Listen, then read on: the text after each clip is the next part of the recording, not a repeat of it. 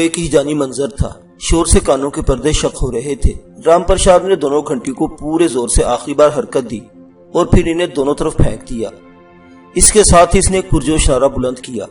جذبے میں لتھڑے ہوئے اس زوردار نعرے کے ساتھ ہی وہ کڑاہی کی طرف جھکا۔ ہم نے وہ منظر دیکھا جسے دیکھنے کے لیے مضبوط دلگردی کی ضرورت تھی۔ رام پرساد نے اپنے دونوں ہاتھ تقریباً کوہنیوں تک ابلتے ہوئے تیل میں جھونک دیے۔ اس کے بعد جو کچھ ہوا وہ بے حد لرزہ خیز تھا۔ حال کمرے میں ایک دم کوہرام سا مچ گیا۔ گرم تیل کی بلند چرچراہٹ سنائی دی۔ اس کے ساتھ ہی رام پرساد کربناک انداز میں چلایا۔ اس نے دیوانہ وار اپنے دونوں ہاتھ کڑاہی میں سے کھینچے۔ ایسا کرتے ہوئے اس کے ہاتھوں نے کڑاہی کے کناروں سے رگڑ کھائی۔ وہ ایک دلدوز منظر تھا۔ اس کے دونوں بازوں کی گندمی کھال اتر گئی اور نیچے سے سرخ سرخ گوشت چھانکنے لگا۔ اس کے دونوں ہاتھ کوہنیوں تک بے طرح جل چکے تھے۔ وہ فرش پر گر پڑا اور تکلیف سے لوٹ پوٹ ہونے لگا۔ یہ سب کچھ ہم سے فقط 6-7 فٹ کی دوری پر ہو رہا تھا۔ ہوادان کی پتھریلی جالی کے سوراخوں میں سے ہم سب کچھ بالکل واضح دیکھ رہے تھے۔ زمین پر لوٹ پوٹ ہونے سے رام پرساد کے ہاتھوں اور بازوں کی جلی ہوئی کھال کئی جگہ سے اور بھی اتر چکی تھی۔ جلے ہوئے گوشت کی مکروہ بو ہمارے نتنوں تک پہنچی۔ اس وقت میری نگاہ روتی چلاتی ہوئی بڑھیا پر پڑی۔ اس کے جھریوں بھرے چہرے پر دنیا جہان کی حیرتیں سمٹ آئی تھی۔ اسے جیسے اپنی نگاہ پر یقین ہی نہیں ہو پا رہا تھا۔ یکا یک مہندر اور اس کے ساتھیوں نے گرجدار نعرہ بلند کیا، جے ماتا کی۔ آواز بڑی شدت سے در و دیوار میں گونجی۔ بہت سی لاٹھیں اور بلم وغیرہ فضا میں بلند ہوئے۔ وہ سب لوگ جو رام پرساد اور اس کے بچوں کو جھوٹا سمجھ رہے تھے ایک دم بکھرے ہوئے نظر آئے۔ وہ للکارے مارتے ہوئے اٹھ کھڑے ہوئے۔ ان کے چہرے تمتما گئے اور آنکھوں میں جنون نظر آیا۔ یوں لگا کہ آزمائش میں ناکام ہونے کے بعد وہ رام پرساد کو واجب القتل سمجھ رہے ہیں۔ اس کے بعد جو منظر ہم نے دیکھا وہ ناقابل یقین تھا۔ مہندر آگے آیا اور پکار کر بولا، فیصلہ ہو گیا، بھگوان کا فیصلہ ہو گیا۔ اس کی آواز میں بلا درجے کی درندگی تھی۔ یکا یک بہت سے لوگ فرش پر لوٹ پوٹ ہوتے رام پرساد پر چھپٹے۔ ایک ہٹے کٹے شخص نے اس طرح کھینچ کر تلوار چلائی کہ وہ تقریباً 1 فٹ تک رام پرساد کے پیٹ میں گھس گئی۔ اس کے بعد کئی افراد اس پر پل پڑے۔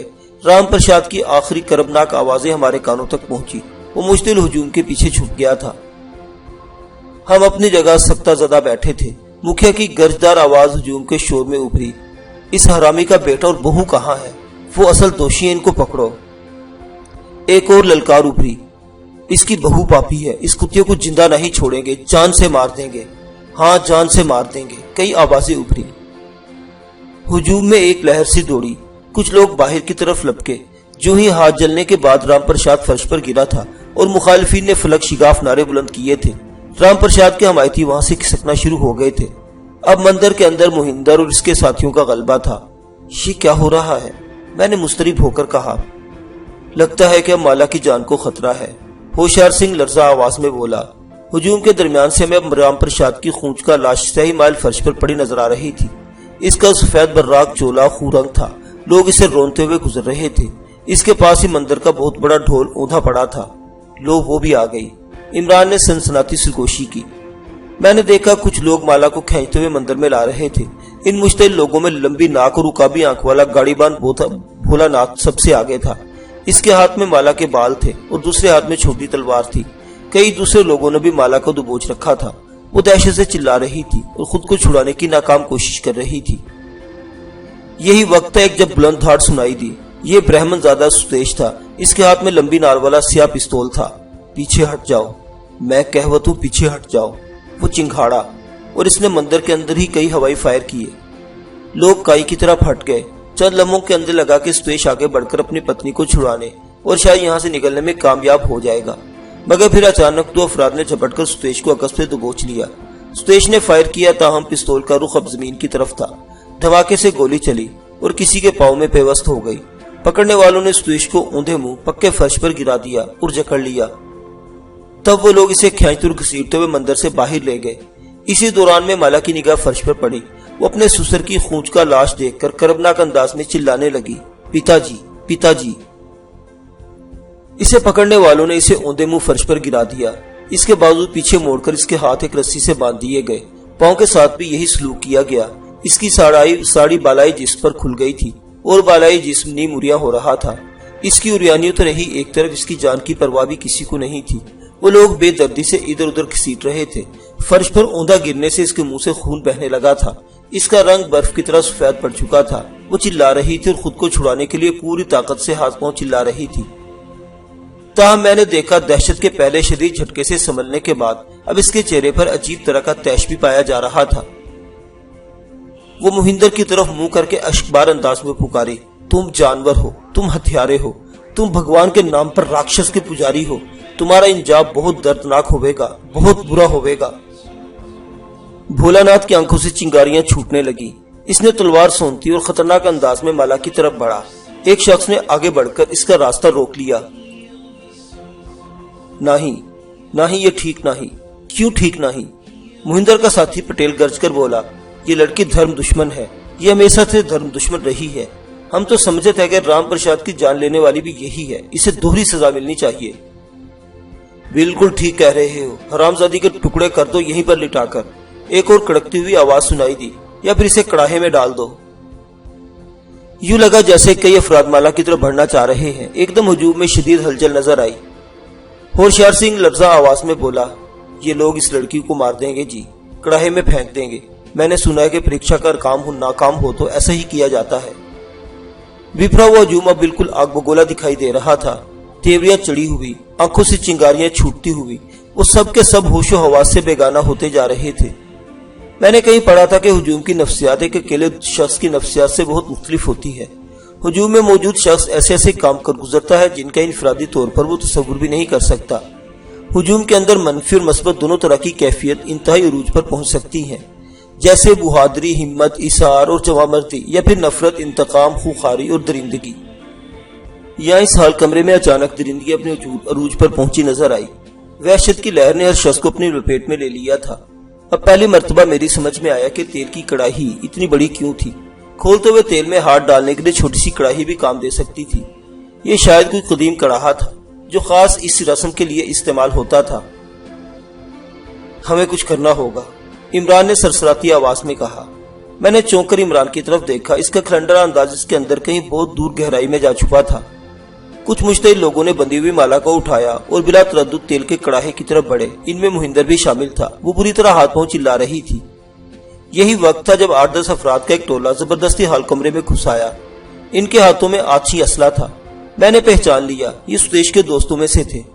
ان میں سے ایک گرجا، مالا بہن کو چھوڑ دو، نہ ہی تو گولی چلے گی۔ چلاؤ گولی، چلاؤ۔ مہندر زہرناک انداز میں دھاڑا۔ اس کے ساتھ اس نے مالا کو اس کے پاؤں پر کھڑا کیا اور پستول کی نال اس کے سر پر رکھ دی۔ اس کا انداز گواہی دے رہا تھا کہ وہ ٹریگر دبانے میں ایک لمحے کی تاخیر نہیں کرے گا۔ اس کا چہرہ ایک انتہا پسند کا چہرہ تھا۔ ان گنت صدیوں سے یہ چہرہ مذہب کے نام پر سفاکی اور درندگی کی بدترین مسائل قائم کرتا رہا تھا۔ اب دونوں طرف سے رائفلیں تان لی گئی تھی۔ کسی لمحے کچھ بھی ہو سکتا تھا۔ مہندر کی انگلی ٹریگر پر تھی۔ ماحول گواہی دے رہا تھا کہ یہ فساد اب روکنے سے نہیں رکے گا۔ میں نے دیکھا عمران نے اپنی رائفل کی نال جالی کے ایک سوراخ میں رکھ دی اور کسی ماہر نشانہ باز کی طرح رائفل کا کندھا اپنے شانے سے لگا کر نشانہ باندھ رہا تھا۔ میں سمجھ گیا کہ وہ ایک خطرناک نشانہ لگانے جا رہا ہے۔ یہ نشانہ خطا جاتا یا پوری طرح کارگر نہ ہوتا تو مالا کی جان جا سکتی تھی۔ وہ مالا کے عقب میں مہندر کو نشانہ بنانا چاہ رہا تھا اور مالا کے پیچھے مہندر کے چہرے کا ایک تہائی حصہ ہی نظر آ پا رہا تھا۔ اسے اندازاً 2 انچ چوڑے اور 6 انچ لمبے ٹارگٹ کو نشانہ بنانا تھا، مگر یہ بھی آیا تھا کہ اب اس کے سوا چارہ نہیں تھا۔ مجھے وہ تماشا یاد آ گیا جب عمران اور اقبال نے لاہور میں مجید مٹھو کے ساتھ کیا تھا۔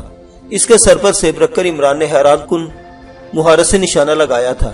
شاید آج پھر وہی مہارت استعمال ہونے والی تھی۔ اور پھر دھماکہ ہوا۔ میں نے مالا کے پیچھے مہندر کی پیشانی پر ایک داغ نمودار ہوتے دیکھا۔ وہ ایک جھٹکے سے پیچھے کی طرف گیا اور مردہ چھپکلی کی طرف پٹ سے پختہ فرش پر گرا۔ عمران کے بے مثال نشانے کا دوسرا شکار مہندر کا قریبی ساتھی پٹیل تھا۔ ان کی کنپٹی نشانہ بنی اور وہ گولی چلانے کی حسرت دل میں لیے سفر آخرت پر روانہ ہو گیا۔ ان 2 فائرز کے درمیان بمشکل 1 سیکنڈ کا وقفہ تھا۔ اتنے مختصر وقت میں دوسری مرتبہ اتنا صاف نشانہ لینا حیرت ناک تھا۔ میں نے مالا کو مہندر کے ہاتھ سے چھوٹ کر پختہ فرش پر گرتے دیکھا۔ اس کے بعد جیسے یکایک قیامت برپا ہو گئی۔ دھماکوں اور شعلوں نے ہال کمرے کو ڈھانپ لیا۔ کئی افراد زخمی ہو کر گرے، ہر طرف بھگدڑ مچ گئی۔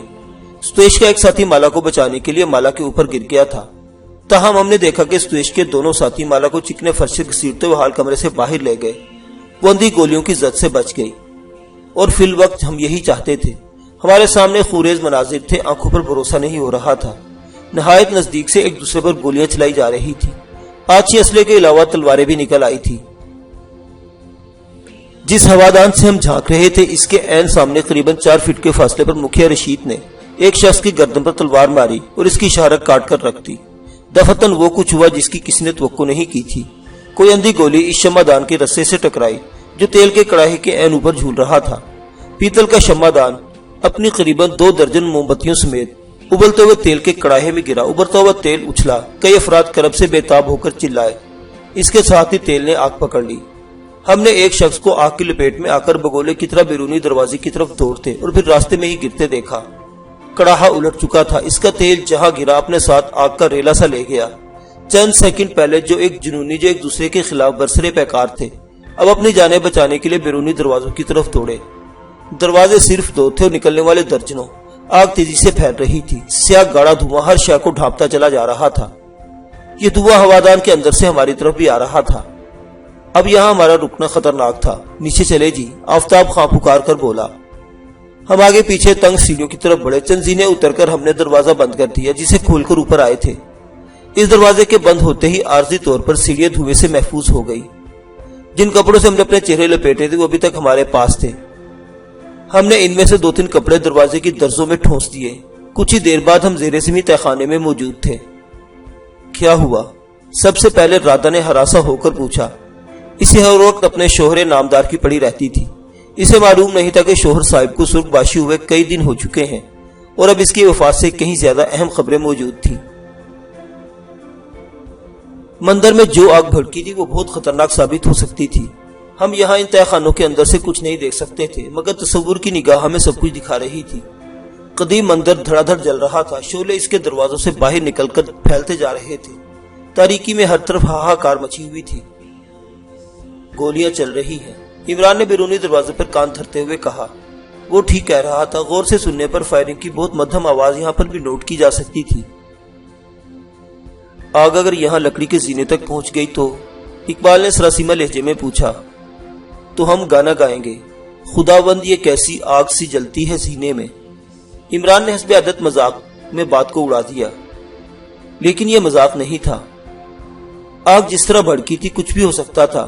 یہ تہہ خانے بھسم ہو سکتے تھے۔ آگ اگر مندر کے اس بیرونی دروازے تک ہی پہنچ جاتی جس میں سے گزر کر آفتاب خاں ہر رات یہاں ہمارے پاس آتا تھا تو بھی بہت کچھ ہو سکتا تھا۔ کیا خیال ہے آفتاب خاں؟ میں نے پوچھا۔ آگ نیچے تو نہیں آ جائے گی؟ بس جی، آج سب کی طرح ہم بھی دعا کر سکتا ہے۔ خطرہ تو ہر صورت میں موجود ہے۔ اگر آگ یہاں تک نہ پہنچا لیکن دھواں بھر گیا تو پھر بھی ہم سخت مشکل میں پڑ جائے گا۔ آفتاب خاں درست کہہ رہا تھا، ہم دعا کے سوا اور کچھ نہیں کر سکتے تھے۔ ہلکا ہلکا دھواں سیڑھیوں سے بھی اتر رہا تھا، مگر یہ اتنی کم مقدار میں تھا کہ ہم فی الحال خطرے سے باہر تھے۔ تہہ خانوں میں گرمی بڑھتی جا رہی تھی۔ عمران اور میں اقبال کے ہمراہ ایک بار پھر تنگ زینوں پر چڑھے اور دروازے کو ایئر ٹائٹ کرنے کی کوشش کی جہاں سے دھواں اندر آ رہا تھا۔ اس کوشش میں ہم بری طرح کھانسنے لگے اور آنسو بہاتے ہوئے واپس آئے۔ بہر طور یہ کوشش فائدہ مند ہوئی اور دھوئیں کی آمد کم ہو گئی۔ اگلا تقریباً 1 گھنٹہ سخت تشویش میں گزرا، پھر صورتحال بہتر ہونے لگی۔ فائرنگ کی آوازیں اب معدوم ہو چکی تھی۔ فائرنگ کے علاوہ اور کسی طرح کا شور یہاں نہیں پہنچ سکتا تھا۔ اب رات کے قریباً 10 بجنے والے تھے۔ ہمیں اتنا اندازہ تو ہو چکا تھا کہ باہر آگ بجھائی جا چکی ہے، لیکن باقی حالات کیا ہیں اس کے بارے میں آفتاب خاں ہی کوئی خبر لا سکتا تھا، اور آفتاب ابھی تک ہمارے پاس موجود تھا۔ رات قریباً 1 بجے کے لگ بھگ وہ بالائی دروازے تک گیا اور سنگن لے کر آ گیا۔ اس نے بتایا کہ اب مندر کے ارد گرد خاموشی ہے، وہ باہر نکلنے کا چانس لے سکتا ہے۔ عمران نے اسے تھوڑی دیر مزید انتظار کرنے کے لیے کہا۔ ہم بھی یہی چاہتے تھے کہ وہ ابھی کچھ دیر مزید انتظار کرے۔ آخر رات کے 3 بجے کے لگ بھگ آفتاب باہر جانے کے لیے تیار ہو گیا۔ اس نے اپنی لاٹھی اور لالٹن سنبھال لی۔ بستی سے غیر حاضری کے لیے اس کے پاس ایک نہایت معقول جواز موجود تھا۔ اس کے ایک دوست کی بیوی سخت بیمار تھی۔ شام کو اس نے مکھیا سے اجازت لی تھی کہ وہ 1-2 گھنٹوں کے لیے اپنے دوست کی طرف جائے گا۔ اب وہ کہہ سکتا تھا کہ اسے وہاں دیر ہو گئی ہے۔ اب آفتاب کل رات ہی کسی وقت آنا تھا اور یہ بھی ممکن تھا کہ وہ کل رات بھی نہ آ سکتا۔ اس کی واپسی تک ہمیں انتظار کی سولی پر لٹکنا تھا۔ مندر کے خونی مناظر میری نگاہوں میں گھوم رہے تھے۔ خاص طور سے جو کچھ مالا کے ساتھ ہوا تھا اس کا قصور اتنا بڑا نہیں تھا جتنی بڑی اس کو سزا دی جا رہی تھی۔ کھینچا دانی کے دوران میں وہ نیم اریاں ہو گئی تھی۔ اس کے جسمانی حالت سے اندازہ ہوتا تھا کہ وہ حاملہ بھی ہے۔ اگر اسے سچ مچ تیل کے کھولتے ہوئے کڑاہی میں ڈال دیا جاتا تو آنن فانن 2 زندگیاں ختم ہو جاتی۔ اگلے روز دوپہر کا واقعہ ہے۔ سلطانہ اوپر والے تہہ خانے میں کلثوم اور نوری کے پاس تھی۔ کلثوم کے کان کا درد ابھی ٹھیک نہیں ہوا تھا، وہ تکلیف میں تھی۔ اس کی کمر کو بھی مرہم پٹی کی ضرورت تھی۔ میں رات کا جاگا ہوا بستر پر لیٹا تو نیند آ گئی۔ اچانک کسی آہٹ کے سبب میں جاگ گیا۔ تہہ خانوں میں رات دن برابر تھے، کمروں میں شمعیں یا لالٹینیں جلتی رہتی تھی۔ میرے کمرے میں لالٹین بجھی ہوئی تھی، اس لیے تاریکی تھی۔ مجھے کمرے کے سامنے والی دیوار کے ساتھ ایک ہیولا سا حرکت کرتا نظر آیا۔ یہ سلطانہ تو ہرگز نہیں تھی۔ میں اپنی جگہ بے حرکت لیٹا رہا۔ ہیولا اس کھونٹی کی طرف بڑھا جہاں جیکٹ کے نیچے میرا پستول لٹک رہا تھا۔ میں نے پہچان لیا، یہ 15 سالہ طلال تھا۔ اس نے بڑی احتیاط کے ساتھ میرے پستول تک رسائی حاصل کی اور اسے ہولسٹر سے نکالنے کی کوشش کرنے لگا۔ طلال، میں اچانک بلند آواز میں کہا۔ وہ ٹھٹک کر پیچھے ہٹا۔ اس نے ہولسٹر جلدی سے کھونٹی پر لٹکا دیا۔ میں نے ماچس چلا کر موم بتی روشن کی۔ وہ دیوار سے لگا کھڑا ایک دم پریشان نظر آ رہا تھا۔ یہ کیا کر رہے تھے؟ میں نے تحکم سے پوچھا۔ کچھ نہیں جی، میں وہ دراصل آپ کا پستول دیکھنا چاہ رہا تھا۔ دیکھنا چاہ رہے تھے یا لے جانا چاہ رہے تھے؟ نہیں جی، میں بس دیکھنے لگا تھا۔ میں نے کمرے کا دروازہ اندر سے بند کیا اور اسے غور سے دیکھتے ہوئے کہا، طلال، مجھ سے جھوٹ نہ بولو، سچ بتاؤ کیا بات ہے؟ اس کے چہرے پر عجیب سے تاثرات نظر آئے مگر وہ بولا کچھ نہیں۔ اس کے تاثرات دیکھ کر پہلی بار مجھے اندازہ ہوا کہ واقعی اس لڑکے نے سلطانہ کے ساتھ مل کر زرگاہ میں 4 سنگین وارداتیں کی ہیں۔ اس کی بڑی بڑی آنکھوں میں عجیب سی سرد مہری تھی۔ طلال، ادھر بیٹھ جاؤ۔ میں نے سامنے والی نشست کی طرف اشارہ کیا۔ وہ ہچکچاتا ہوا بیٹھ گیا۔ مجھے سچ بتاؤ طلال، تم نے ایسا کیوں کیا؟ میں تم سے وعدہ کرتا ہوں، تم سے کچھ نہیں چھپاؤ گے تو میں تمہیں کچھ نہیں کہوں گا، بلکہ اگر تمہیں کسی مدد کی ضرورت ہوئی تو میں مدد بھی کروں گا۔ اچانک میں چونک گیا۔ لالٹین کی زرد روشنی میں طلال کی بڑی بڑی آنکھوں میں آنسوں کی چمک نمودار ہوئی۔ میں اس کے قریب بیٹھ گیا اور اس کے شانوں پر ہاتھ رکھ کر کہا، طلال، مجھے بتاؤ کیا بات ہے؟ وہ اشکبار ہو گیا، گلگیر آواز میں بولا، میری خالہ مر جائے گی، وہ اپنی جان دے دے گی، میں اسے مرتا ہوا نہیں دیکھ سکتا، اس سے پہلے میں مر جانا چاہتا ہوں یا پھر اس کتے کو مار دینا چاہتا ہوں، آپ مجھے جانے دیں، خدا کے لیے جانے دیں۔ اس نے زور و اختار رونا شروع کر دیا۔ اس کے آنسوں میں آگ اور زہر تھا۔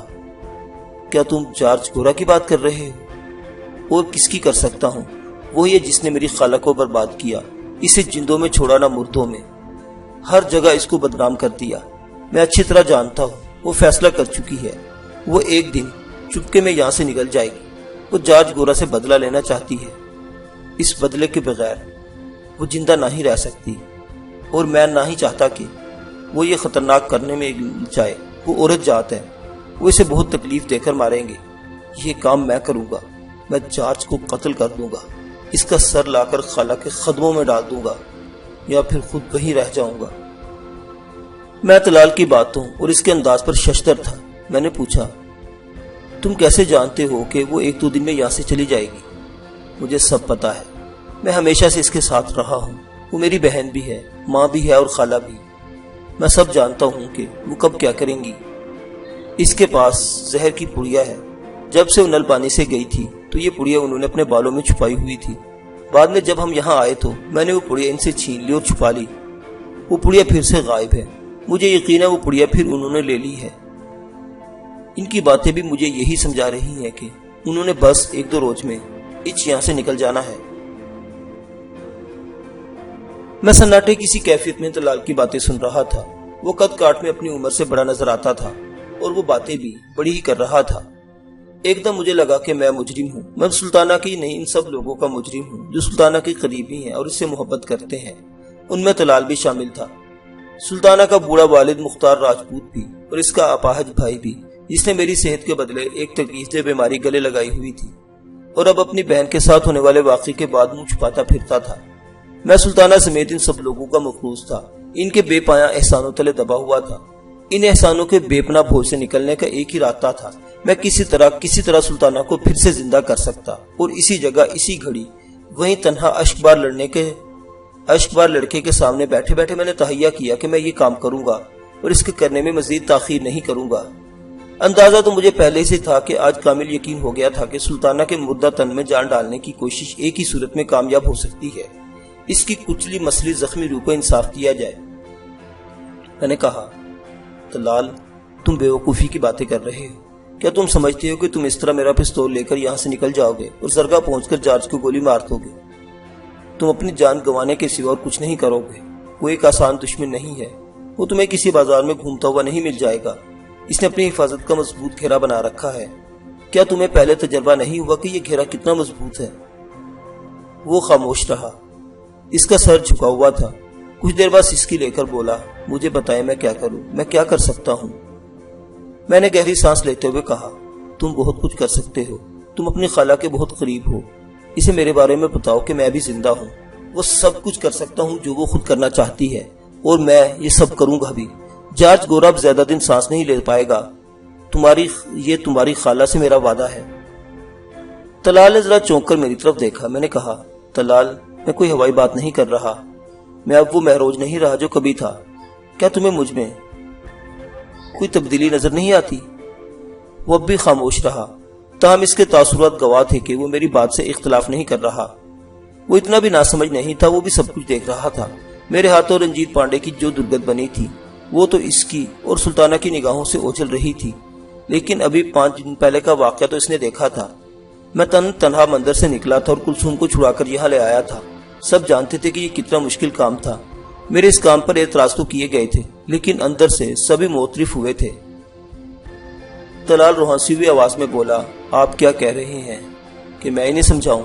میں انہیں کیسے سمجھاؤں گا؟ میں کس گنتی میں آتا ہوں؟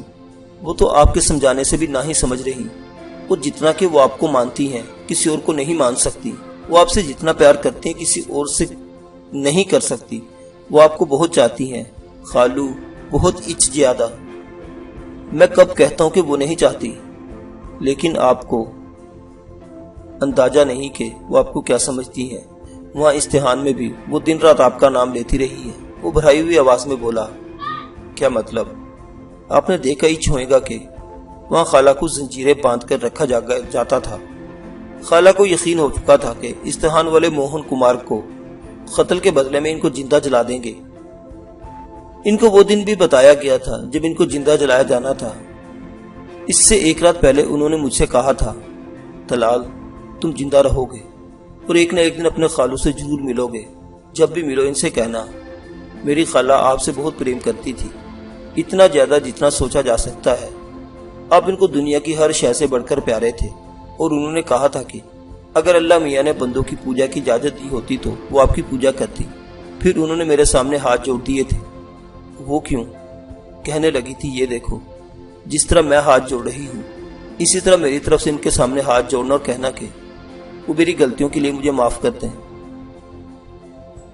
طلال نے ایک ٹھنڈی سانس لی اور آنسو پوچھتے ہوئے بولا، جس روز ان کو چتا میں جلایا جانا تھا، اس روز شام سے پہلے انہیں کھانے میں بے ہوشی کی دوا دی گئی تھی۔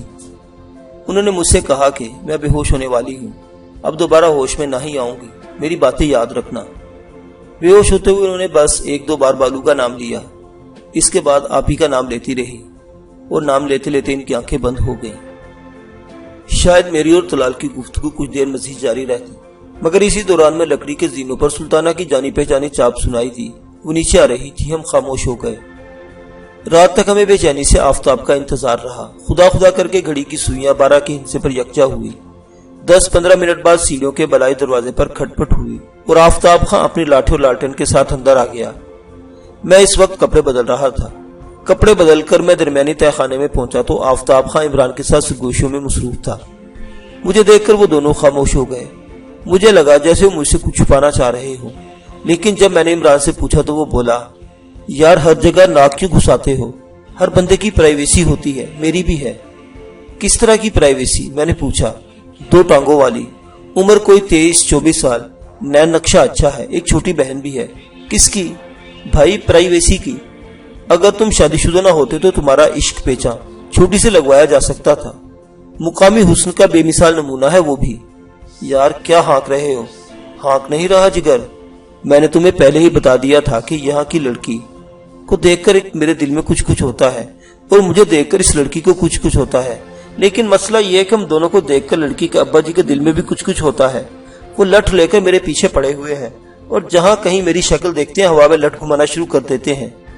آفتاب یہی بتا رہا تھا کہ اس کے ابا یہاں فتح پور میں دیکھے گئے ہیں۔ میں نے کہا جب تم ایسی باتیں کرتے ہو تو میرے دل میں بھی کچھ ہوتا ہے، جی چاہتا ہے کہ غصہ رفع کرنے کے لیے تمہارا سر پھاڑ دوں یا اپنا پھاڑ لوں۔ اسی دوران میں اقبال بھی آ گیا۔ اس نے آتے ساتھ ہی آفتاب پر سوالات کی بوچھاڑ کر دی۔ میری طرح وہ بھی یہ جاننے کے لیے بےتاب تھا کہ اوپر کے حالات کیا ہیں۔ آفتاب نے اپنے مخصوص پٹھانی لب و لہجے میں جو انکشافات کیے وہ کچھ اس طرح تھے۔ مندر کی آگ بجھ چکی تھی۔ سینکڑوں افراد نے قریبی جوہر سے پانی بھر بھر کر آگ پر پھینکا تھا اور اسے بری طرح پھیلنے سے پہلے ہی روک لیا تھا۔ تاہم اس دوران میں مندر کا قریباً 1/3 حصہ جل کر راکھ ہو گیا تھا اور کہیں کہیں سے راکھ ابھی تک سلگ رہی تھی۔ اس آگ اور آگ سے پہلے ہونے والی لڑائی میں تقریباً 9 افراد کی جانیں گئی تھی۔ زخمیوں کی تعداد نسبتاً زیادہ تھی، قریباً 100 افراد زخمی ہوئے تھے۔ ان میں سے 10-15 افراد کو آگ یا تیل کے جلنے کے زخم آئے تھے۔ ان میں سے کچھ کی حالت تشویشناک تھی۔ مکھیا عبدالرشید بھی آگ میں جھلس کر شدید زخمی ہو گیا تھا۔ اسے نل پانی لے جانے کا انتظام کیا جا رہا تھا۔ مہندر، اس کا دوست پٹیل اور اس کے 2 اور ساتھی موقع پر ہی مارے گئے تھے۔ اچھی خبر یہ تھی کہ مالا اور ستیش جان بچانے میں کامیاب ہو گئے تھے۔ زوردار ہنگامے کے دوران ستیش اپنی فیملی کے ساتھ فتح پور سے نکل گیا تھا۔ اس کے پتا کی لاش ساری رات مندر کے اندر پڑی رہی اور جل کر بری طرح مسخ ہو گئی۔ عمران نے پوچھا اب اس کے پتا اور مہندر وغیرہ کی لاشیں کہاں ہیں؟ آج صبح علاقے کا بہت سا معزز لوگ فتح پور میں جمع ہوا ہے جی۔ ان میں پنچایت والا بڑا لوگ بھی شامل ہے۔ ان لوگوں نے کہا ہے کہ جب تک گاؤں میں پورا امن نہیں ہو جاتا وہ لوگ یہیں رہے گا اور نگرانی کرے گا۔ ان لوگوں نے دونوں طرف کا لاشیں بھی ان کے وارثوں کے حوالے کیا ہے۔ شام کے وقت وہ لوگ اپنا اپنا لاشیں لے کر چلا گیا ہے۔ باہر کا جو 15-20 لوگ ابھی تک گاؤں میں موجود ہے اس سے بھی کہا گیا ہے کہ وہ بھی صبح تک گاؤں چھوڑ دے۔ ان لوگوں سے ہتھیار وغیرہ لے لیا گیا ہے اور جب یہ لوگ گاؤں چھوڑے گا تو انہیں ہتھیار واپس کر دیا جائے گا۔ میں آفتاب خان کی باتیں سن رہا تھا اور میرے سینے میں عجیب سا دھواں بھرتا جا رہا تھا۔ جاہلیت اور توہم پرستی انسان کو کہاں سے کہاں پہنچا دیتی ہے۔ وہ اندھے عقیدوں کا غلام بن کر رہ جاتا ہے۔ ان عقیدوں کا نتیجہ چاہے کچھ بھی نکلے، اپنے خیالات پر اس کا پختہ یقین ہوتا چلا جاتا ہے۔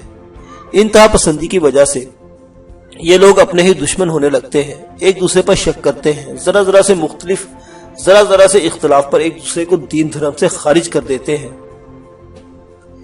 یہاں بھی تو یہی کچھ ہوا تھا۔ موہن کمار کی قاتلہ یعنی سلطانہ کو بے دردی سے زندہ جلانے کی سزا دی گئی تھی۔ اسی انتہا پسندی نے ایک اور خود ساختہ فیصلہ کیا اور 13 سیوکوں کی ہتیا کرنے کے الزام میں اپنے ہی ساتھی گرو سبھاش کو موت کے گھاٹ اتارا اور اس کا سر دیوی کے چرنوں میں رکھا۔ اس صفاقی کا رد عمل یہ ہوا کہ اب مہندر، پٹیل اور خود رام پرساد موت کے گھاٹ اتر چکے تھے اور اب یہ سلسلہ رکا نہیں تھا۔ دونوں طرف کے مرنے والے خود کو رتبہ شہادت پر فائز سمجھ رہے تھے۔ بڑھیا کی دقیہ نوسیت اپنے 50-55 سالہ صحت مند بیٹے کی جان لے چکی تھی اور مجھے یقین تھا کہ وہ اپنی اس خونی حماقت کو بھی ایشور کا کوئی بھید قرار دے رہی ہوگی۔ میری آنکھوں کے سامنے وہ منظر لہرا گیا جب اندھے وشواس کے ساتھ رام پرساد اپنے ہاتھ تیل کی کڑاہی میں ڈال رہا تھا۔ ایک جھرجھری سی آ گئی۔ یہ رات کے 11 بجے کا عمل تھا۔ تہ خانے میں زیادہ تر افراد سو چکے تھے، شاید تاؤ افضل جاگ رہا ہو۔ عمران اور اقبال والے کمرے میں بھی خاموشی تھی۔ سلطانہ میرے ساتھ والے بستر پر سوئی ہوئی تھی۔ لالٹین کی روشنی میں اس کا چہرہ زرد نظر آ رہا تھا۔ رخساروں کی ہڈیاں کچھ ابری ہوئی تھی۔ وہ زیادہ خوبصورت نہیں تھی مگر اس کے چہرے کی سادگی میں ایک کشش تھی۔ جسمانی موزونیت اور اس کشش نے مل کر اس کی شخصیت کو پراثر بنا دیا تھا۔ کسی وقت جب ہلکا سا سنگار کر لیتی تو مزید قابل توجہ ہو جاتی تھی۔ مجھے لگا کہ میں اس سے محبت کرنے لگا ہوں۔ ثروت مجھ سے دور جا چکی تھی۔ ثروت کے بے پناہ اخلاق کو پر کرنے کے لیے سلطانہ میری زندگی میں آئی تھی اور اس نے آنے کا حق ادا کیا تھا۔ کچھ باتیں میرے علم میں تھی اور کچھ نہیں تھی۔ ہمارے ایک استاد کہا کرتے تھے، محبت اور ناکامی میں چولی دامن کا ساتھ ہوتا ہے۔ محبت میں ناکامی کی شرح اتنی زیادہ ہے کہ کچھ لوگ تو سچی محبت ہی اسی کو کہتے ہیں جو ناکام ہو۔ مرد جب محبت میں ناکام ہوتا ہے تو بری طرح ٹوٹ پھوٹ جاتا ہے۔ زندگی گزارنا دشوار ترین کام لگنے لگتا ہے۔ ایسے میں ایک دوسری عورت اس کی زندگی میں آتی ہے۔ یہ دوسری عورت تائید غیبی کی طرح ہوتی ہے۔ یہ مرد کی زندگی کے مسمار کھنڈر میں ایک نئی عمارت کے خدوخال ابھارتی ہے۔ خداداد صلاحیتوں، جذبوں اور خوبصورتیوں کی مدد سے مرد کی زندگی کو پھر سے زندگی بناتی ہے۔ پہلی عورت بے شک پہلی ہوتی ہے، لیکن یہ دوسری بھی قدرت کی صنائیوں اور عنایتوں کا بے مثل نمونہ ہے۔ یہ دوسری چاراگر عورت نہ ہوتی تو شاید ناکام محبت کا عفریت انگنت بد نصیبوں کو نگل چکا ہوتا۔ یہ بات کہنے کے بعد ہمارے استاد محترم نے کلاس میں بیٹھی ہوئی ایک گمسم لڑکی کی طرف دیکھا اور کہا تھا، ہاں اس دوسری عورت کی طرح ایک دوسرا مرد بھی ہوتا ہے۔ قدرت نے مرد و زن میں سے کسی کے ساتھ ناانصافی نہیں کی ہے۔ میں سلطانہ کو دیکھ رہا تھا اور مجھے لگ رہا تھا کہ آج میں اس دوسری عورت کو دیکھ رہا ہوں۔ جب میں نے ثروت کو کھویا تھا تو ٹوٹ پھوٹ گیا تھا، زخم ہو گیا تھا۔ اس وقت مجھے کیا معلوم تھا کہ میرے مہلک زخموں کا مداوع کرنے والی وہ دوسری عورت لاہور سے ہزاروں میل دور اتر پردیش کے اس دور دراز راجواڑے کے ایک چھوٹے سے گھر میں موجود ہے، اور میری تقدیر مجھے اس کی طرف کھینچ رہی ہے۔ نیند کی حالت میں سلطانہ کے دونوں ہاتھ اس کے سینے پر رکھے تھے۔ یہی وہ ہاتھ تھے جن سے اس نے مجھے کبھی جلتے ہوئے پگوڈا کے اندر سے نکالا تھا۔ میں نے محبت سے اس کے ہاتھوں کو دیکھا، نرمی سے اس کے بالوں کو چھوا، پھر نگاہوں سے اس کی پیشانی کو الوداعی بوسہ دیا اور جانے کے لیے تیار ہو گیا۔ ہاں، میں جانے کے لیے تیار تھا۔ میرے اندر کے بے پناہ اضطراب کا علاج اس کے سوا اور کوئی نہیں تھا کہ میں سارے اندیشوں اور خطروں کو ایک دیوانی ٹھوکر مار کر یہاں سے نکل جاؤں، زرگاہ کا رخ کروں اور سلطانہ کی عزت کے ہتھیارے سے قرار واقع انتقام لے لوں۔ میں نے پچھلے 24 گھنٹوں میں اس بارے میں بہت سوچ بچار کی تھی، ہر چھوٹی بڑی تفصیل پر غور کیا تھا۔ اس وقت میرے کپڑے کی جیکٹ کی جیب میں بھرا ہوا پسٹل موجود تھا۔ پسٹل کے 2 فالتو میگزین اور قریباً 100 راؤنڈ بھی میرے پاس تھے۔ اس کے علاوہ ایک شکاری چاقو اور ٹارچ بھی تھی۔ تھوڑا سا خشک راشن بھی میں نے لے لیا تھا۔ کل دوپہر جب سلطانہ میری گردن کے زخم کی پٹی کرنے کے بعد اوپر کلثوم اور رادا کے پاس چلی گئی تھی، میں نے دروازہ اندر سے بند کیا تھا اور تلال کے ساتھ مل کر کمرے کی اچھی طرح تلاشی لی تھی۔ ایک دراز میں بچھے ہوئے مومی کپڑے کے نیچے سے مجھے پولی تھین کی وہ چھوٹی سی پڑیا مل گئی جس کا ذکر تلال نے کیا تھا۔ اس پڑیا میں نیلے دھوتے جیسا کوئی مہلک سوز تھا۔ تلال اپنی عمر سے زیادہ سوجھ بوجھ رکھتا تھا۔ میں نے اسے اعتماد میں لے کر سمجھا دیا تھا کہ میں کہاں جانے کا اور کیا جانے کا ارادہ رکھتا ہوں۔ میرے اور تلال کے درمیان یہ بات طے ہوئی تھی کہ میرے جانے کے بعد وہ سلطانہ اور عمران وغیرہ کو بتا دے گا کہ میں کہاں گیا ہوں، اور میری طرف سے سلطانہ کو پوری تسلی بھی دے گا کہ میں 3-4 دن کے اندر اندر یہاں واپس پہنچ جاؤں گا۔ نصف شب کی ان گھڑیوں میں نے خود کو ریاست کپل وستو کے راجہ صدارت کی طرح محسوس کیا، جو آدھی رات کو اپنی محبوب بیوی کو سوتا چھوڑ کر گھر سے نکل گیا تھا اور نامعلوم منزلوں کا راہی ہو گیا۔ میں بھی یہاں سے نکل رہا تھا، لیکن مجھے معلوم نہیں تھا کہ میں زیادہ دور نہیں جا سکوں گا۔ تھوڑی ہی دیر بعد میرے ساتھ کچھ ایسا ہوگا جو میرے پروگرام میں شامل نہیں۔ پروگرام یہی تھا کہ میں پہلے کی طرح مندر سے نکلوں گا۔ مجھے سیڑھیاں چڑھ کر 12ویں منزل میں جانا، جہاں کاٹ کباڑ پڑا رہتا ہے۔ امید تھی کہ 12-12:15 بجے کے قریب آفتاب یہاں آئے گا۔ مجھے دروازے پر ہی ساتھ لے کر باہر نکل جانا تھا اور اسے پابند کر دینا تھا کہ وہ آج رات واپس مندر میں عمران وغیرہ کے پاس نہیں آئے گا۔ حسب پروگرام میں خاموشی سے لکڑی کی کشادہ سیڑھیاں چڑھ کر سب سے اوپر والے تہہ خانے میں پہنچا اور پھر کاٹ کباڑ والے تاریک کمرے میں چلا گیا۔ آفتاب کی آمد میں اب 15-20 منٹ ہی رہ گئے تھے۔ میں دل میں دعا مانگ رہا تھا کہ وہ آج کہیں ناغہ نہ کر لے۔ میرے کان باہر کے آہٹوں پر لگے ہوئے تھے۔ آوارہ کتوں کی مدھم آوازوں کے علاوہ باہر مکمل خاموشی تھی۔ معزز سامعین حضرات، یہ دلچسپ ترین داستان ابھی جاری ہے۔ بقیہ واقعات اگلی قسط میں۔ دیکھتے رہیے اردو داستان۔ اللہ حافظ۔